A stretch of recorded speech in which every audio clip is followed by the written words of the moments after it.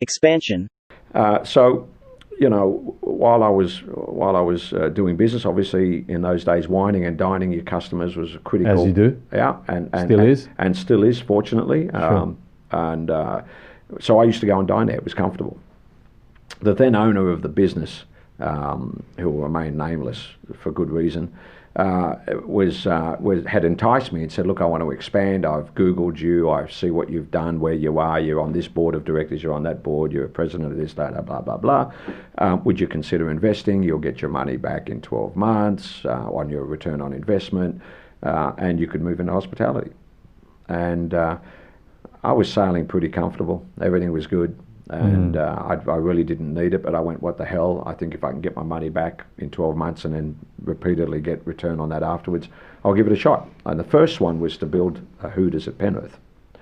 And we agreed on how much to invest, and I went ahead and did that. I mean, the story after that is almost a circus to come when I think about it. But, you know, I basically, you know, Rafa, I sat back quite a bit while we were building. Campbelltown came after Penrith, so Penrith came first. Not long after that, Campbelltown came into play, and during the time of building Campbelltown, we were building Jimmy Buffett's Margaritaville at Darling Harbour. Yes, which is where we crossed paths. Indeed, fortunately. Indeed.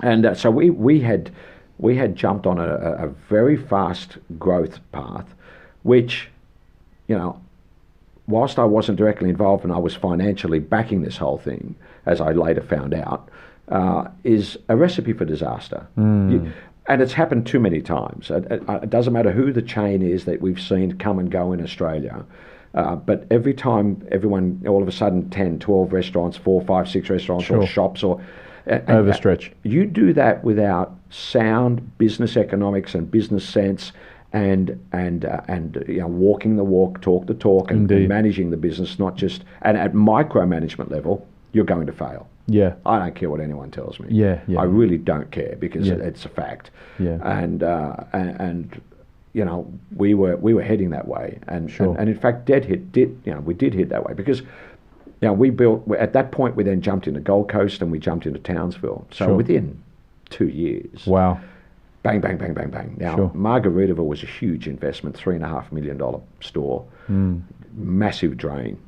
And all happening at the same time. All happening at the same time. And each store has a cost of about $1.8 million fit out. Sure. Wow. That's and a as lot I of say, money, my friend. I later found out that myself and an unbelievably close friend, who I think I call him a brother, as I do you.